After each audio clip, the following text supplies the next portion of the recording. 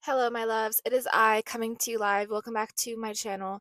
In this episode, I wanted to discuss something a little bit interesting with you guys around the topic of money and the subconscious mind and how our subconscious mind actually influences the way that we see money. It is so important. I don't care where you grew up, I don't care how you grew up, I don't care if you grew up in wealth or in poverty. You have to take it upon yourself as an adult to rewire your subconscious mind and see what beliefs it holds because the way that we grow up largely influences the way that we see the world. And the way the subconscious mind works is that it is literally like an algorithm. It will scan for information that confirms what it thinks is true. So let's say you spend a lot of time looking for like a certain thing in your life. You are going to attract circumstances that feed your subconscious mind that confirmation bias that, oh, okay, like this is correct, this is fact, you know? Let's say you spend all of your life um let's say you come into my room and you like look for something pink and I'm like, okay, look for a pink item, you know what I mean? And you'll just like keep focusing on items that are pink in my room. But if I were to tell you, okay, now close your eyes and tell me where the last blue item was, you wouldn't be able to tell me because your whole attention was on the items in my room that were pink. So the subconscious mind operates in the same way. It scans for things that confirm what it already thinks to be true. So we have certain truths embedded within our subconscious mind that have been there, that have been programmed within us due to society, due to the way we grew up, due to our parents. And usually these belief systems are negative or low vibrational because the way that society and even our parents probably raised us to think about money and wealth and abundance was from a lack mindset or from a scarcity mindset, because that is just what is prevalent and what is most prominent within society. We all have to work to survive. We all have to put in a lot of work to be successful. We have to put in a lot of work to make money. And this is just how we are programmed. It starts in our school systems. It goes on into, like upper school. And everything around us is just programming us to work really, really hard in order to attain success. And while that is true, while you do have to work hard, and I think that, hard work is the most fulfilling thing you can do in your entire life, it should also be known that to be successful or to be wealthy has nothing to do with hard work. It just all has to do with alignment. And if you're really hardworking, but if you're working in a way that is not aligned, then you're essentially either running in place or you're running towards goals and things that may not be for your highest good.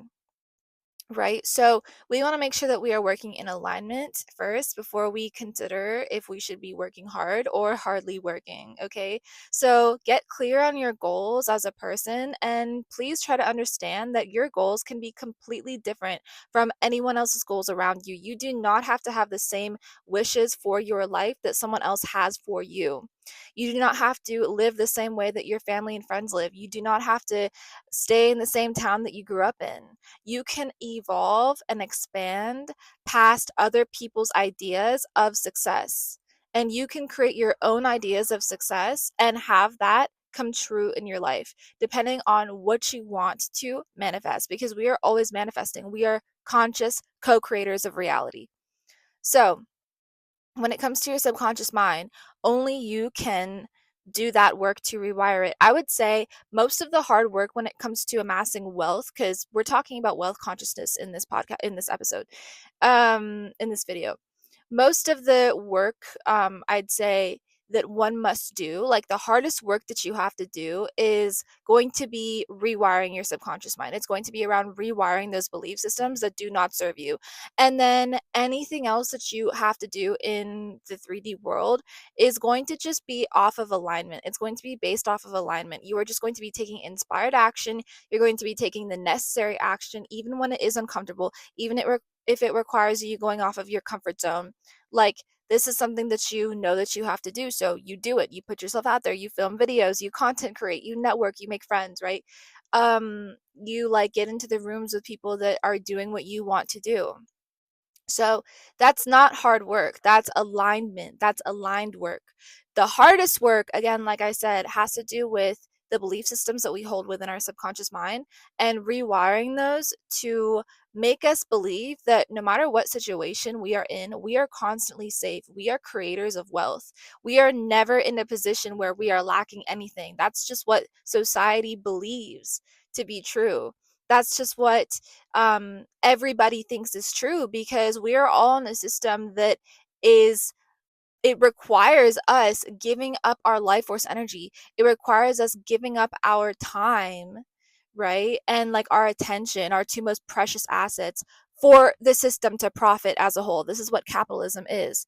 So, of course, we have these belief systems instilled within our subconscious mind that tell us that in order to be successful, we have to be a certain way, or look a certain way, or act a certain way, or work really hard, or you know, like um just completely follow someone else's path. And that's not true. You are here to create your own path, babe. Like, you are not here to mimic someone else's path. You are not here to do what anybody else wants you to do, or be the way someone else wants you to be. The time for that came and went. Okay, with the age of the internet, like, there is no limits to how much you can make and to what you can accomplish. Like, there's no limitation. That's why I absolutely love the internet and the algorithms that are in place across the internet in these various social media apps, because it directly reflects the way our subconscious mind works algorithmically, you know? Like, our subconscious mind is so much like these social media algorithms. And it makes sense, obviously. Like, these social media algorithms have been programmed intentionally to keep us hooked on these apps. A lot of psychology goes into building out these applications, and I just think it's only fair for you to capitalize on them through content creation and through building out the life that you want via some sort of service-based business. Or it could be anything, working with brands, influencing, like whatever you like to do, do it. You know, if you are interested in a certain topic, do it. You may not think that people will listen to you.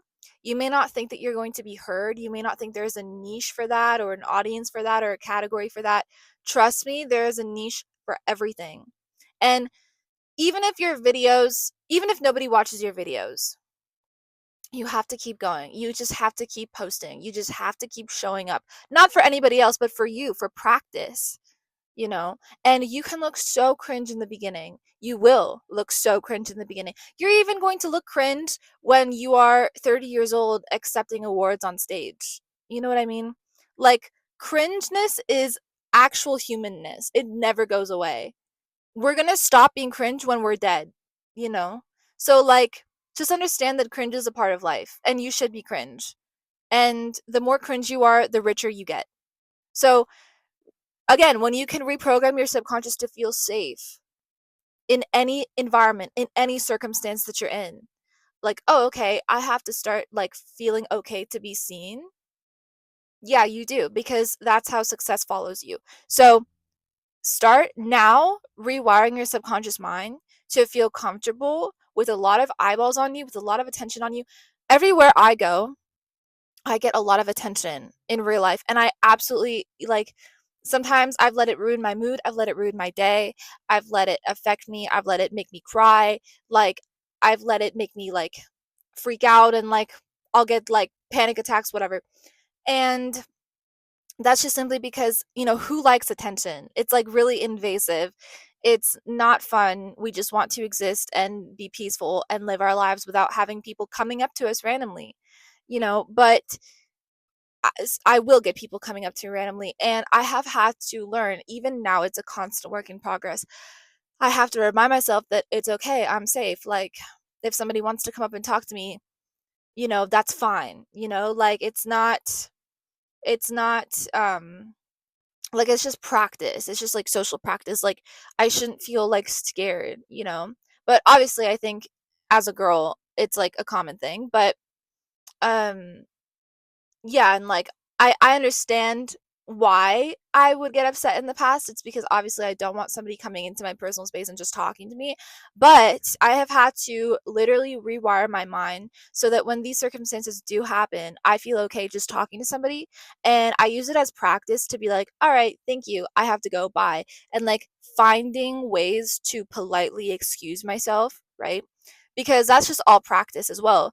And I think of it almost as if like I'm filming a video, because it helps me like navigate those like awkward like social interactions.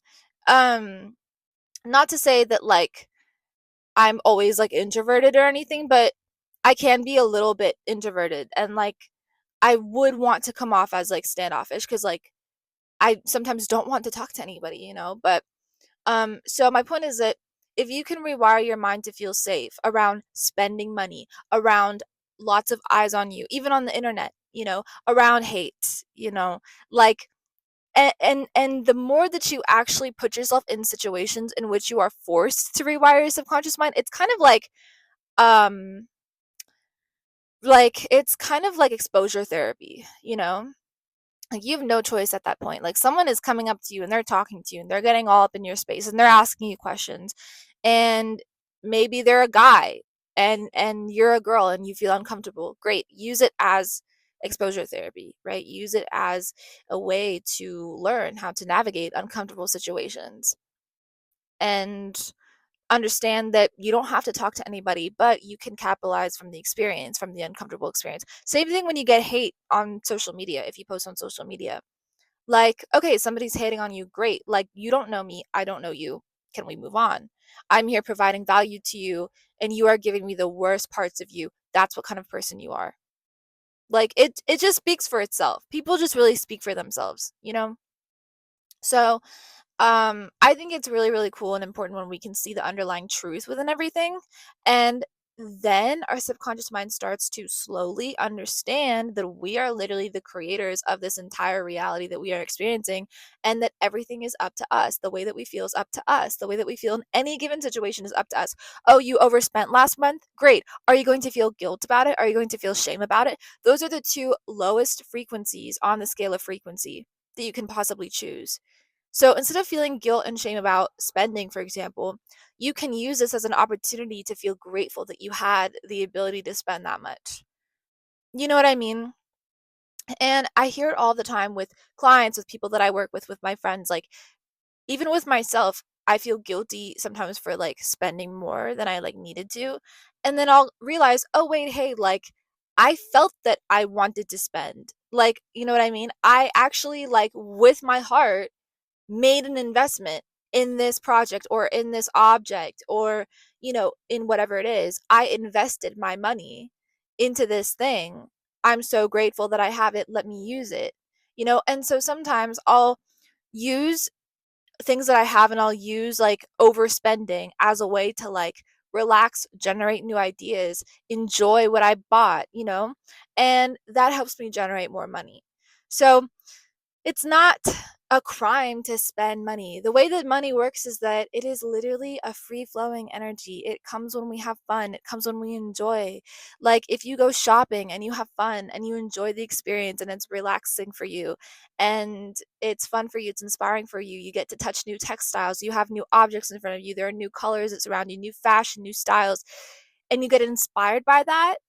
Right? You can take that experience and that juice, that energy, and even the objects that you purchased with that, and you can go on to create like new videos, and you can go on to create new pieces of content. You can reach out to the brands, like you can get paid for shopping, you know? There's just like really no end to it. When we tap into joy, money naturally flows to us. So let's say you go shopping and you spend money and you feel guilty, like on the other extreme. You feel guilty about what you bought, you feel guilty about the time that you spent shopping. That is not positive ROI. You literally lost money because it's a loss, because you are saying that it's a loss. You have defined it as a loss, so to you it's a loss. So you've lost money, you've lost energy, and you've lost time. Instead of gaining money by putting it out, right? Because whatever you put out comes back to you. So instead of the opposite situation, which would be gaining money, gaining time, because, oh, I had a beautiful experience, and gaining energy from the experience. It was enriching for you. So choose. You always have a choice in anything in life, not just for shopping, but literally for anything in life. Like, oh, something traumatic happened to you. Great. Are you going to take it as an L? Are you a victim? You know what I mean? Like, you can choose to be a victim. And many people do because it's comfortable. I myself have chosen to be a victim in my life so many times in my life before I actually did the healing work on myself to get myself out of that mentality. I would choose to be a victim. And I would go, oh, like they did this to me, or this happened to me, or that happened to me. And then I realized, like, nothing happened to me. I allowed all of these things to happen. I attracted all of these experiences in with my energy and with the way that I position myself in the situation. My own self concept is the reason why these things happened. And I created them. And that turned me from victim to victor. I was literally the winner in these situations. And then you become the winner of your life. Everything you do is a win. Everything you do is a dub. You take no L's. You take no L's. You just cannot. It's not possible. It's not in your script. It's not in the story.